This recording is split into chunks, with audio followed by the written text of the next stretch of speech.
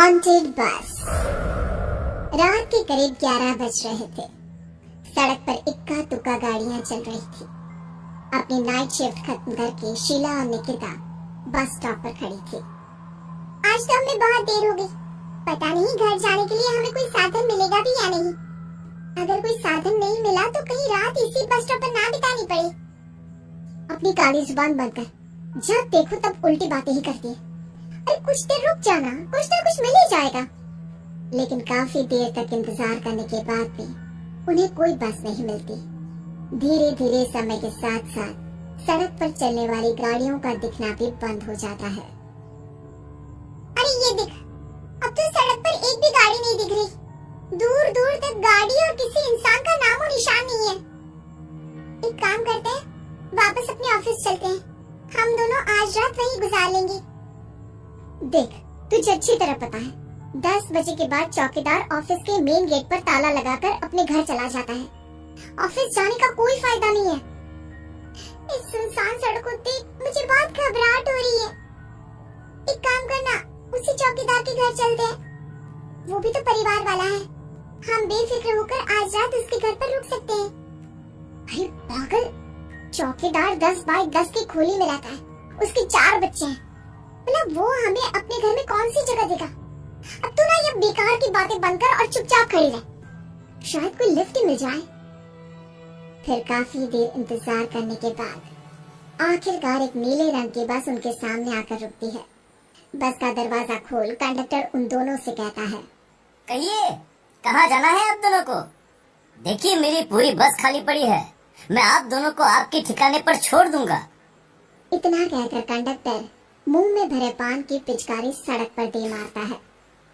निकिता, लोगों का कहना है कि कुछ महीने पहले इसी तरह अंधेरी रात में एक नीली बस के अंदर कुछ बदमाशों ने एक जवान लड़की की हत्या कर दी थी। इस बस का रंग भी नीला है। कहीं ये वही बस तो नहीं? कंडक्टर शीला की बात सुन लेता है और मुस्कुराते हुए कहता है देखिए मेम साहब, उस घटना के बारे में मैंने भी सुना है। माना कि उस बस का रंग और मेरी बस का रंग एक है, लेकिन दुनिया में नीले रंग की एक ही बस तो नहीं है ना। ये तो सिर्फ एक इत्तेफाक है। देखिए हमारी बस में एक मेम साहब पहले से ही बैठी हैं। चाहे तो आप देख लीजिए। निकिता गर्दन उठाकर देखती है तो बस के पीछे वाले हिस्से में एक लड़की कम्बल ओढ़े बैठी हुई थी। सही तो बोल रहे हैं भैया, बस में पहले से एक लड़की बैठी है। चलो हम भी बैठ जाते हैं, वैसे भी बहुत देर हो गई है। अरे ठहर जाना निकिता, मुझे डर लग रहा है। अरे तुझे इतना ही डर लग रहा है तो तू यहीं खड़ी रह, मैं तो चली। अरे तुम मुझे छोड़कर कहाँ जा रही है? मैं भी चलती हूँ। दोनों बस में जाकर बैठ जाती हैं। देखते ही देखते ड्राइवर बस को तेज रफ्तार में चलाना शुरू कर देता है। तभी शीला की नजर पीछे वाली सीट पर अकेली बैठी लड़की पर पड़ती है। उस लड़की की लाल आंखें और उसका आधा जला हुआ चेहरा देखकर शीला घबरा जाती है। सुन निकिता, हमारे पीछे जो लड़की बैठी है ना, उसकी आंखें एकदम खून की तरह लाल और चेहरा किसी चुड़ैल की तरह डरावना दिख रहा है। अरे छोड़ ना, कौन कैसा दिखता है? मुझे इन सब बातों में कोई दिलचस्पी नहीं है। मैं थोड़ी देर झपकी लेना चाहती हूँ, इसलिए अब तू अपनी बड़बड़ बंद कर प्लीज। बेफिक्र निकिता अपनी आंखें बंद करके बैठ जाती है। दूसरी ओर बस जंगल के रास्ते में पहुंची है।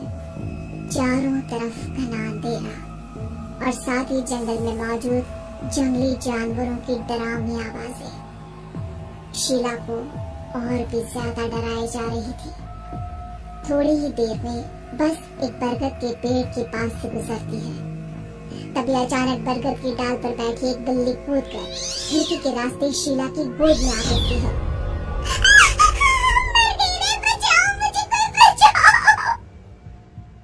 शीला के चिल्लाने की वजह से निकिता की आंख खुल जाती है और वो भी घबराकर इधर उधर देखने लगती है।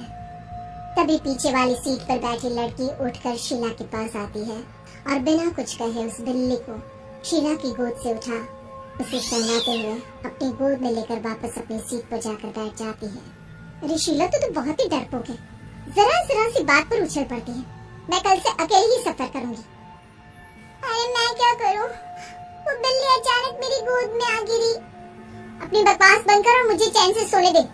इस तरह शीला को डांटकर निकिता फिर सो जाती है, पर तभी अचानक एक झटके से ब्रेक लगाकर ड्राइवर बस को रोकता है। शीला खिड़की से बाहर झांक कर देखती है तो उसे सड़क के किनारे एक काला आदमी खड़ा दिखाई देता है। उसकी बड़ी बड़ी दाढ़ी और अजीब से कपड़े देखकर शीला को घबराहट होने लगी। क्या हुआ ड्राइवर भैया, आपने बस क्यों रोक दी?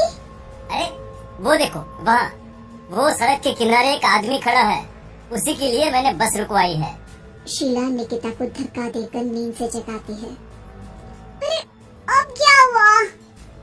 वो देख, सड़क किनारे कितना डरावना आदमी है। उसका अजीबोगरीब हुलिया देखकर लगता है जैसे कोई शैतान खड़ा हो। अब शीला की तरह निकिता भी उस आदमी को देखकर थोड़ा डरने लगती है। कंडक्टर, क्या तुम उस आदमी को बस में चढ़ाने वाले हो? उसे देखकर हमें डर लग रहा है, उसे बस में मत चढ़ाओ। अरे डरने की कोई बात नहीं है मेम साहब, ये आदमी जंगल के पीछे वाले गांव में रहता है। ये रोज इसी वक्त मेरी बस में बैठकर पड़ोस वाले गांव में जाता है। और वैसे भी ये बेचारा गूंगा है। अगर आप लोगों को डर लगता है तो मैं इसे ड्राइवर के बगल में बिठा देता हूँ। अच्छा ठीक है। फिर कंडक्टर का इशारा पाते ही वो आदमी बस में सवार हो जाता है। ड्राइवर दोबारा एक्सीलेटर पर जोर देकर बस को आगे बढ़ाता है। थोड़ी ही देर में बस एक घाटी पर चढ़ती है। बस के एक तरफ गहरी और डरावनी खाई थी, पर ड्राइवर को इस बात से कोई फर्क पड़ता नजर नहीं आ रहा था। वो लगातार बस की रफ्तार बढ़ाकर बस चलता जा रहा था। ड्राइवर भैया, आप देखते नहीं क्या बगल में इतनी गहरी खाई है? बस की रफ्तार लगातार बढ़ाए जा रहे हो, थोड़ा धीरे चलाओ ना। अरे मेम साहब, घबराने की कोई बात नहीं है, ये तो मेरा रोज का काम है। मैं तो यहाँ इसी रफ्तार से बस चलाता हूँ। आप बेफिक्र होकर अपनी सीट पर बैठ जाइए, आपको कुछ नहीं होगा। ड्राइवर के कहने पर निकिता शांति से बैठ जाती है। कुछ दूर चलने पर अचानक ड्राइवर बस को सड़क के किनारे रोक देता है। शीला एक बार फिर खिड़की के बाहर झांक कर देखती है, लेकिन इस बार उसे कहीं कोई दिखाई नहीं देता। अरे अब क्या हुआ? तुमने बस क्यों रोक दी? यहाँ तो दूर दूर तक कोई भी नहीं दिखाई दे रहा। ड्राइवर उसकी बात का कोई जवाब नहीं देता, पर कंडक्टर बोल पड़ता है। ये हमारी फेवरेट जगह है, हम अपने सारे अच्छे काम यहीं पर करते हैं। अब हमारा प्रोग्राम खत्म होने के बाद ही बस यहाँ से आगे बढ़ेगी। इतना कहते ही कंडक्टर सीट के नीचे रखी एक शराब की बोतल निकालता है। अरे ये सब क्या है? तुम्हारे बस में सवारी बैठी है, उन्हें घर पहुंचाने की जगह तुम यहाँ सड़क के बीच में बस रोककर शराब पियोगे? बस में लड़कियों के बैठे हुए भी तुम्हें ये सब करते हुए शर्म नहीं आती? कंडक्टर कोई जवाब नहीं देता और मुस्कुराते हुए शराब पीने लगता है। तभी ड्राइवर और दूसरा आदमी भी कंडक्टर के साथ मिलकर शराब पीने लगते हैं। निकिता, मुझे इन तीनों के इरादे कुछ ठीक नहीं लगते। हमने इस बस में बैठकर बहुत बड़ी भूल कर दी। तू घबरा मत, मैं हमेशा अपने पर्स में छोटा सा चाकू रखती हूँ। इसके रहते ये तीनों हमारा कुछ नहीं बिगाड़ पाएंगे। देखो गज्जू भैया, हमारी बस में इस समय 3 जवान लड़कियाँ बैठी हैं। कहो सबसे पहले किसका शिकार किया जाए? मैं तो कहता हूँ कि सबसे पहले वो जो पीछे अकेले जो बैठी है ना, उसे पकड़ कर लाओ। उसके बाद इन दोनों का प्रोग्राम फिट करेंगे। ठीक है, जैसी तुम्हारी मर्जी। अब वो आदमी पीछे वाली सीट पर बैठी लड़की के पास पहुंचकर उसका हाथ पकड़ लेता है, लेकिन तभी अचानक उस लड़की की आंखें जरूरत से ज्यादा बड़ी और लाल होने लगती है। उसका चेहरा गुस्से से लाल और उसके मुंह से नुकीले दांत दिखने लगते हैं। अरे ये क्या? ये लड़की अचानक इतनी खतरनाक कैसे बन रही है? इतने में वो लड़की उस आदमी को उठाकर वहीं सीट पर पटक देती है। मुझे हाथ लगाएगा, तेरी मत!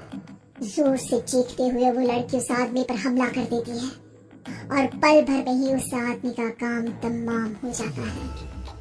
ये देख ड्राइवर और कंडक्टर के होश उड़ जाते हैं। इतने में ड्राइवर अपनी जान बचाने के लिए तुरंत बस से बाहर कूद जाता है। पर तभी बस के पीछे की तरफ से तेजी से आ रहा एक ट्रक उसे कुचल कर चला जाता है।